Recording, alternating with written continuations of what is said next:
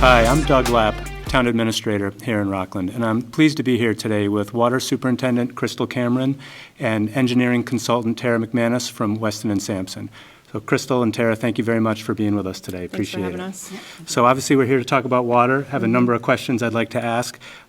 Crystal, if I could just start with your background a little bit and tell us kind of how you got to work for the Abington and Rockland Joint Water Works. Sure. So I went to school for this, basically. I went to Westfield State College at the time, now it's university. But I have a bachelor's in science, in environmental science and geography and regional planning, so I was a double major. And so during that time, I had to do an internship, and Abington-Rockland Joint Water was looking for an intern, and I got on, and I actually really liked it, so I stayed.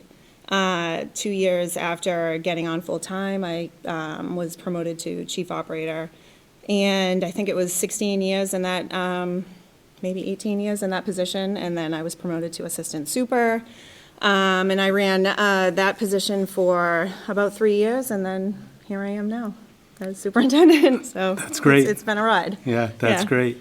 Could you tell us a little bit about the fact that the Joint Water Works involves two towns, Rockland and Abington? So I imagine you're dealing with, two finance committees, two town meetings. So is that difficult? And how do you split things? Is everything split 50-50, or does it depend on the issue?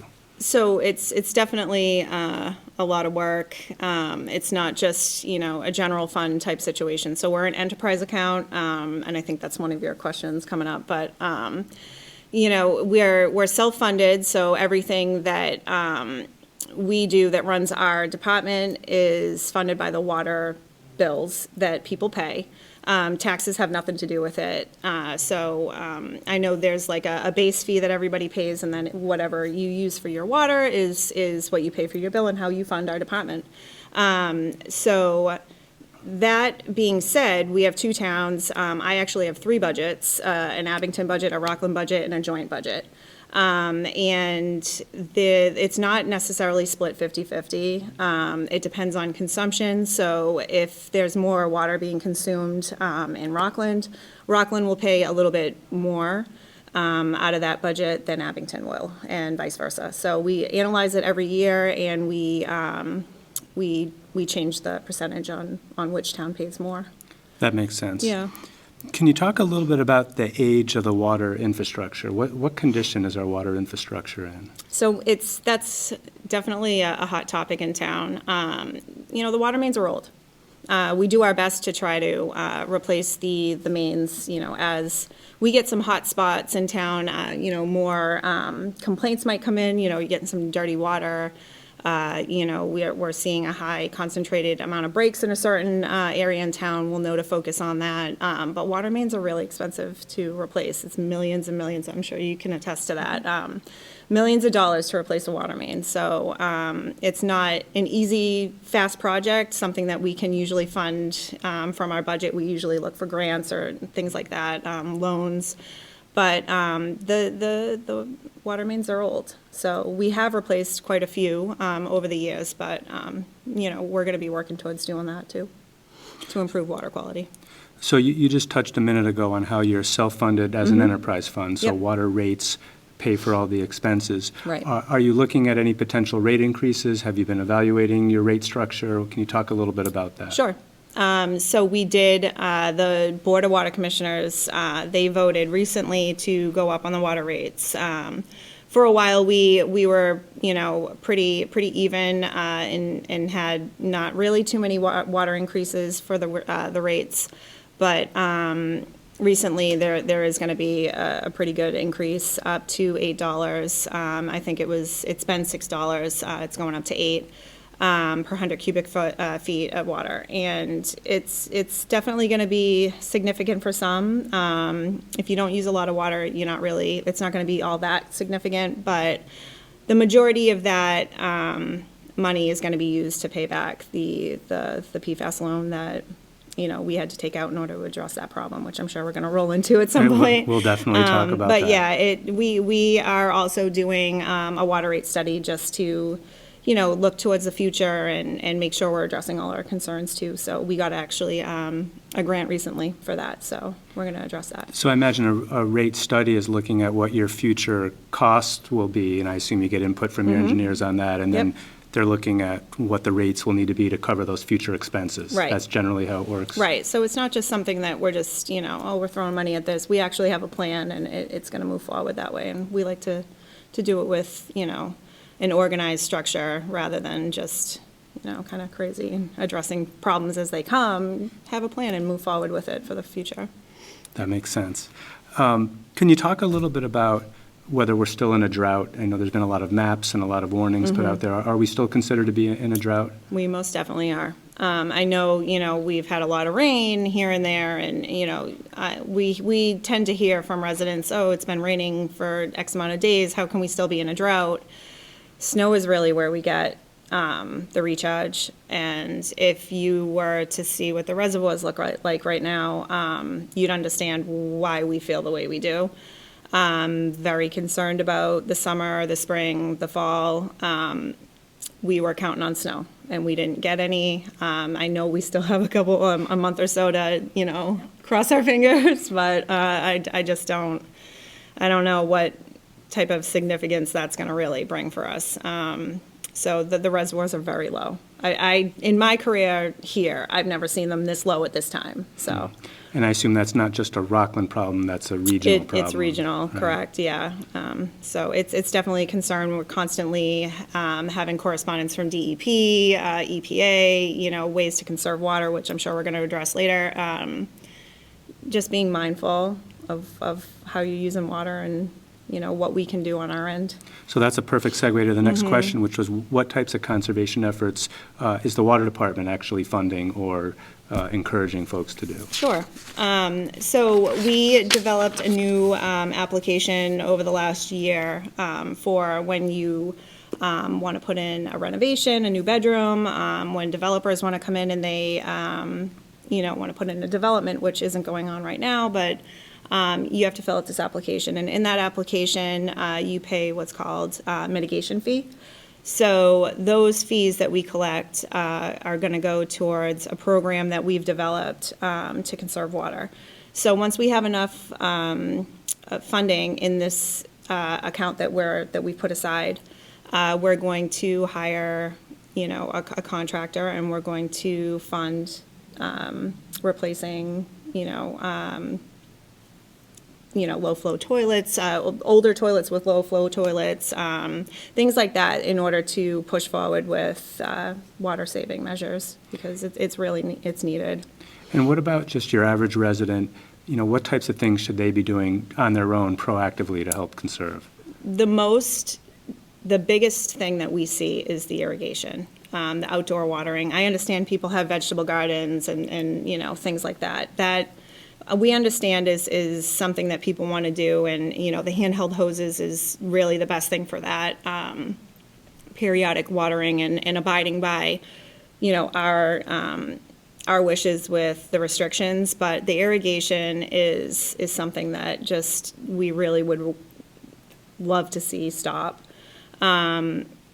It's really during the summer and in the spring, we can see during our trending, right when it all kicks on and when it stops. It takes so much water, it's such a waste. And when you really think about it in this type of situation, in the drought and things that we're dealing with, would you rather have a green lawn, or would you rather, have water to drink or water to put out a fire if your house was, burning down or things like that? That's what we're going to be up against. Potentially. Okay. That's hard to follow. To follow that. Yeah. One question that I get frequently in town hall relates to what some people complain about, poor smell or change in water color, that type of thing. So could you talk a little bit about that, kind of what causes it, is it dangerous, and sort of what's being done to address that? 9 times out of 10, it's spot issues in the distribution system, and it's not something that's just a significant issue with Rockland or Abington or the other joint joint areas that we serve. It's typical for any distribution system. If you have a dead end, 9 times out of 10, you're going to have a little bit of rusty water here and there. You're going to have, the possibility of taste and odor. Usually, rusty water is iron, sediment, particles, manganese. It's not usually harmful. If there is an issue, people can call and tell us. We can come and sample your water, determine, if there's an issue. We can flush your service line. We can flush the street, and that's what we do anyway, semi-annually. We flush the pipes in order to break that tuberculation off and clean the pipes as best we can, using the pressure from the water in the pipes. So when you say dead end, I assume you're not referring to a dead end street. You're referring to the pipe The dead that end might main, end yeah. near the okay. And do people know if they're living at where there's a pipe dead end, or usually could they if be you're not on a dead aware? end street, it's a dead end main. Not all the time, but, sometimes we loop it. Sometimes it can be connected through, the woods somewhere that you might not typically realize that it's there, but there is a water main running through it somewhere. You really don't know unless you ask, which we can easily just answer those questions if you call us. But a lot of times we don't know that people are experiencing issues with the water unless they call us. So we welcome that. We have, the treatment operators will call, they'll go out and, address the issues Okay. as they come in. That's great. So my next question, I want to ask a little bit about PFAS, because I know that's on everybody's mind and it's important for you guys. So it's a little bit of a longer question, just to throw a whole bunch of things out there, see what you guys think is helpful to talk about. So I was wondering if you could give us an overview of PFAS, sort of where does it come from? Can you taste it? Can you smell it? And how has the State Department of Environmental Protection standards changed? And how has that change, if there has been a change, how has that impacted you guys? So I know there's a lot there, but whatever you think is the best way to communicate it. Feel free to interrupt me anytime you sure. want, because I know Tara has a lot of experience in this too. So PFAS, we tested for PFAS a long time ago. I want to say it was in 2013. I always throw that date out, so I want to say it was right around then. We got non-detects for all of the PFAS. At that time, we were under the federal limit for PFAS, trying to meet their limit, or standard anyways, and it was 70 parts per trillion at the time. And as long as the states are meeting the EPA limit, the EPA is fine. They're happy with that. The states in the United States have the capacity to decide if they want to, the DEPs anyways, to change the standards and be below the federal limit. As long as you're below their limit, you can. Below meaning more strict. Right, so they can Okay. be more strict, and that's what Massachusetts and a lot of states decided to do recently. And Massachusetts dropped the standard from 70 parts per trillion at the federal level down to 20, which is a very large drop. And, I'm going to state, I don't think that they gave water departments a lot of time to remedy the problem, address the issues. Because once you test for PFAS and you find that it's there, you have to report it. So you're in that weird phase of reporting it to your residents and letting them know that it's there, but then you're still trying to design a treatment plant and address the problem, and it looks like you're not doing anything about it, but you really are, and there's a whole process to the whole thing. So, but PFAS is in almost everything we use every day. It was designed, it was manufactured in order to make our lives easier. That's the way that I look at things. It's in permanent markers. It's in anything really that's waterproof. Scotch guarded couches, your carpet, makeup. Anything that's pretty much nonstick, your cooking utensils, some of that, and also your pans. You also run the risk of it being in many things that you come into contact every day that you don't really think of, like a to-go container that might be lined with something, and you're microwaving that, and that does there's the polyfluorochemicals in that. And then there's also something simple like you microwave popcorn, and it's in that bag. So it's in our everyday lives, and unfortunately, we're just now kind of coming to the understanding that it's here and we need to address it. And it's also predominantly and it's gotten into our water systems across the country, unfortunately. So many cities and towns directly around here are also dealing with it, let alone the entire country. And in many cases, you're not around that 20. But unfortunately, right here, you're in Rockland, you're hovering right around that 20 parts per trillion. So if the DEP made it at 30, we would be good. But if we're at 20 right now, so and there's nothing to say that future studies might not show that additional treatment will be needed. But what we're designing right now is something that does remove the PFAS to within standards and beyond. So the whole goal is to try to get it to non-detect again. And did I hear you say it's even in magic markers? Is that right? So it's literally in every day. As kind of a little story, we'd sample, and it's typical for us to write on the bottles with permanent marker. And then when we realized we had to toss the whole sample and restart because we were using permanent marker that Could be contaminating the sample. Wow. It's in so much. You the way that they say you need to sample is you can't shower for a couple days, and you can't use fabric softener, and certain things you can't wear. It's in everything, not just water. Okay. Yeah. So I think I've heard one or both of you in the past mention a type of filtration that you're doing to address PFAS, which involves carbon filters. Yep. And I think I've heard you in the past mention media. So could you talk a little bit about what that means and how often that media is changed in those filters? Sure. So PFAS, when I first heard about it, the way that, we treat water, we take out viruses and bacteria and all kinds of, nasty stuff. And when PFAS was first, none of us had really heard too much about it in my end of the industry. So, I first thought, oh, well, we'll be able to handle this. And then when we were informed, it only responds to certain types of treatment. And if you don't have it, this is what we explain to residents when they call to ask about and learn about PFAS. We don't have the type of treatment already in place. You have to go out and design it and put it in place, and that's where we're at right now. Granular activated carbon is what takes it out, is one of the ways to take it out. And that is the route that we've decided to go. And so you get these big filter vessels and you fill it with this GAC media is what we call it for short. And it does get exhausted over time, but we monitor the levels of PFAS in the media that stays in that media, and as it gets exhausted, once we realize that once your tests come back and the media has been exhausted, you shut the plant down, you take it out, you replenish it. So we do have another technology that's going to be backed up, that's going to back up the GAC, but I like to focus on the GAC a little bit because it's easier for people to understand. It's easier for me to understand. And we have it in place over in Abington right now. And we have to replace the media over there about every 9 months, 12 months. So once Will that be a similar roughly. Schedule?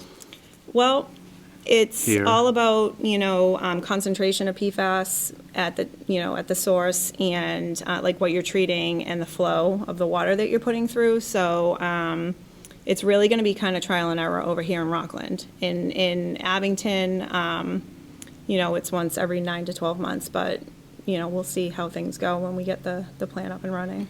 And what happens to those filters when they're full? I don't know what the right term is. Does it get removed and stored somewhere off-site and then new material comes in, or is it cleaned? Like what? So we actually will hire the way that we do it over in Abington, and it's worked out great, is we hire a company, they come in, they suck all the media out, it's deemed hazardous waste actually, and they actually replace the media for us, and you put the plant back online. So the way that, it does sound like, oh, the plant's going to be down because we're, taking the media out, putting new media in. The way that we have it designed is it's going to be like a lean and lag. So we will have the capacity to, or the capability to, still run while we take the media out of certain vessels and replace it. Okay. So this also, I think, relates to those notices that you're required to send out to residents when you trip that 20 parts per trillion threshold that you mentioned. Could you talk a little bit about, what those notices are supposed to mean to the average person? Because they're very technical, and I think from what I've heard you explain before is that you don't write them the way you want to write them. The State Department of Environmental Protection tells you how they have to be written. So could you talk a Right. little bit about it and just sort of what it should mean to the average homeowner? Right. So that is true. And I think, getting back to something I said earlier, but when this whole situation came about, even the Mass DEP, I don't think they'd mind me saying this, but that we were all kind of learning about this together in the process of everything together. So the postcards went from, or I shouldn't even say, the letters went from being very long and, complicated to now we are able to send out the postcards and it brings you to a website that you can read. In the beginning, it had to be paper. I think we had to send out education first, and it was just a big to-do, but yeah, there's a template that we are really not allowed to change, which is why it's worded the way it's worded. We're allowed to add a small amount of information at the end that, gives you our information, what we're doing and things that we'd like to add, but I think it's a way that DEP can be reassured that everything they want the, consumer to know is in the notice, and there's nothing being left out, and it's just, you have to use this template. It is what it is. I mean, what's frustrating from my perspective is, what the average resident calls town hall about is, I got this notice, I don't know what it means. Am I supposed to buy bottled water? What am I supposed to do? And that's a frustrating thing for them, and Sure. and it's a tough situation. But I think it's important for the public to know that these aren't your words. You have the data, but the state is telling you Right. how to communicate that information. True, So- yep.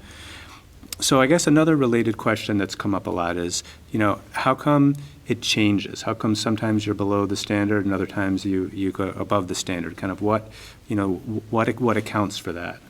So it really depends on the concentration in the reservoir at the time. So you're talking about a huge reservoir, and it's really a pitcher, if you will, of the water at that time period. So if there's a huge reservoir, so you could take a sample today and it could be this concentration, and you take a sample tomorrow and it's that concentration. It obviously has gone through our treatment plant, but it's just really, there's no explanation for why things change in the reservoir, but I mean, it's really just what we happen to grab for a sample at that time. We're right, really on average, below 30, but, slightly above 20. It's really just an average. Yeah, and it's important to know that it's a PFAS 6, so Mass DEP is regulating 6 of the polyfluorocompounds. So sometimes they come in at 2.5, maybe 3, and, when you combine them all, it's still parts per trillion. So again, we're talking about very small amounts, so like a droplet of water in an Olympic-sized swimming pool. A part per trillion is not, a lot of the other standards are parts per billion, and it's another factor. It's a much smaller number. So when you're testing at those parameters, the accuracy is right now a lot of labs can't test below 2 parts per trillion. So if we had a non-detect before because it's below 2, you might have a detect, and that adds 2 points to the overall score now. So just to be clear, if I heard you correctly, you're talking about a drop of water in an Olympic-sized swimming pool full of water. That's the relative scale. yeah. That's one Wow. part per trillion. That's one, right, Right. okay, gotcha. So it's when you're at those pretty much very minute numbers, it can be plus or minus is not too far off. So 22.5 to 30, to 26 or so, it could just be a little bit of a half a part per trillion per those 6 compounds that are being added together. So Okay. And one thing I've always wondered is, the standard in Massachusetts, I think you said, is 20. But anybody could be traveling to a neighboring state, and they could have a different standard, or they might fall under the federal standard of 70. So there might not be any notices, but the water here could actually be a lot, I don't want to say safer, but could have a lot less PFAS in it than a neighboring state, Right. just because they have a different threshold. Is that true? Yep. Okay, so I think that's important for folks to know. So when people get a notice, a question I often get is, I got this notice, do I have to boil my water? So what do you generally tell people if they ask you that? Boiling the water is not going to change the concentration. It's not a bacteria event. That's something you do for bacteria. This is, if you boil your water, if anything, it's going to just evaporate, and whatever's still left in the water for PFAS is still going to be there, so you'll have less water and the same amount of PFAS. So it doesn't necessarily like aggravate the PFAS to make it worse. It's just you're removing more water from, due to evaporation. So it's just, Doesn't it's really help. not going to do anything, no. Okay. And is there any guarantee that bottled water that you get at the supermarket is going to have any less PFAS No. than what you get out of your tap? So in the the mailer that we send out, one of the links is a bottled water link that tells you the bottled water companies that have actually tested for PFAS. They don't have to, I don't believe they have to yet, put out their results. So the ones that have, the DEP says, if you want to buy bottled water, you should buy from these companies, and they list them, but not all bottled water companies test for it yet. So that's important for folks to know. Now, another question that's come up a lot at Town Hall is residents in Rockland asking, like, exactly where does their water come from? Is it Right. only coming from within the geographic bounds of Rockland, or could it be coming from Abington, or is everything blended and everybody gets a mix? If you could just talk a little bit about that. Sure.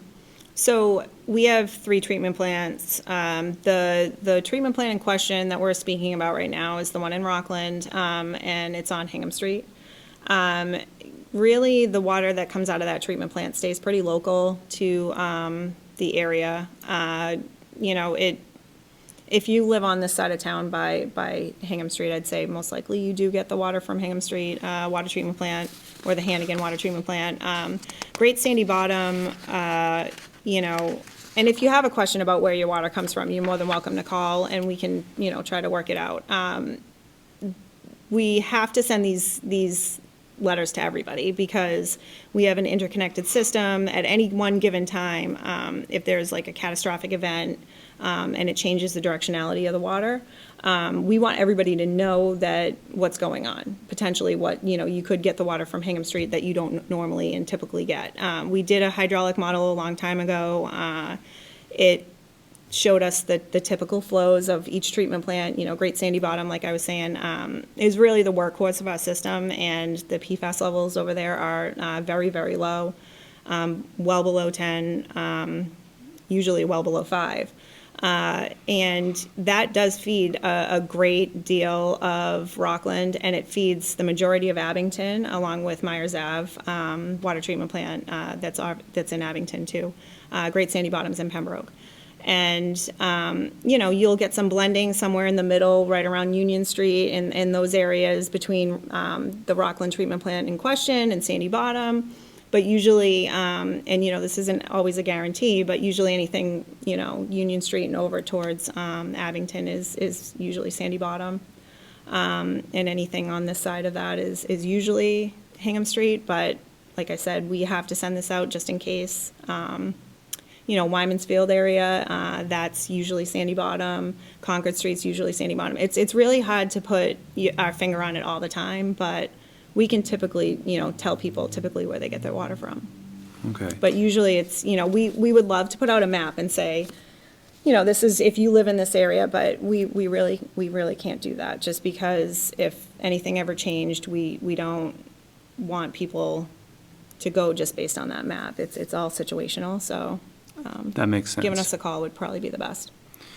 Now, this next question, I know you're probably not going to be able to say much, but I want to ask anyways. So I know that the Waterworks has joined up with a larger group or maybe a consortium in a national, PFAS lawsuit. So again, I know when there's ongoing litigation, you can't say much, but is there anything you can say just generally about that action? Yep, so you're right, we did join a larger group, and, we're looking for the responsible parties. We're trying to make an effort in that direction. Thought it was a good idea to do that, and like you said, I really can't say much about it, but we're moving forward with that, and we're looking forward to seeing what we can figure out. But there's strength future. in numbers, so Yep. you're one of many communities that are teamed up with this. That's good. So then really the last major question I had, again, it's I think related to PFAS, but maybe it's broader than that. Hopefully most people watching this show will remember the prior town meeting where voters voted to authorize $13 million from Rockland Waterworks, plus Abington did a similar thing, 13 million there, so a total of $26 million of debt that was authorized. Can you talk about exactly what you're going to be doing with that? Sure. With that funding? So, like I spoke about before, we are upgrading the Hannigan water treatment plant for PFAS removal, a big project. It's going to take probably about 2 years to complete the whole thing. The focus in the beginning is going to be really getting that PFAS equipment in as fast as we can. But we're also doing a lot of upgrades to the infrastructure of the treatment plant. We're going to be adding another filter, things like that. But it's a really old treatment plant, but it does its job. But, we do need some upgrades, so we thought it was, the smartest thing to do to try to do it all at the same time. And we're also doing upgrades to the other treatment plant that does have a PFAS issue, but we were able to address that quite fast over in Abington. So we're grouping the whole project together, and we're going to address the PFAS and some infrastructure issues. That's great. Yep. So We're looking forward to it. is there anything else, these are all the specific questions I had, but is there anything else that you'd want to let the community know, or maybe other frequently asked questions you've received that you think would be helpful to speak about, or have we touched on them all, you think? I think we touched on mostly everything. The only thing I would say is, keep your eyes open for the conservation program that we're going to be offering soon. If you're interested in, getting your toilet replaced and things like that, we're going to be, offering a program to do that free of charge as soon as we have enough funding to do so. So, I think we'll probably mail some stuff out and advertise for that. But we'd really like to get as much low flow, water saving things out there as possible, so that we can try to start conservation efforts. It's really the conservation is the biggest. Other than the PFAS, is the biggest issue I think that we're facing right now. It's one of my biggest concerns. So, when we're saying the reservoirs are low, we're not just saying that. We're concerned. So, maybe try not to water your lawn at all this year. It would be great. We'd appreciate it. We're really concerned. Okay, great. Yeah. Well, Crystal, Tara, thank you very much Thank for you. joining us and answering all these questions. This is obviously very technical, complicated stuff, but we know we're in good hands. So Thanks, Doug. Thanks for having us. you got it. Thank you very Appreciate it. much. All right, thank you for watching. Take care.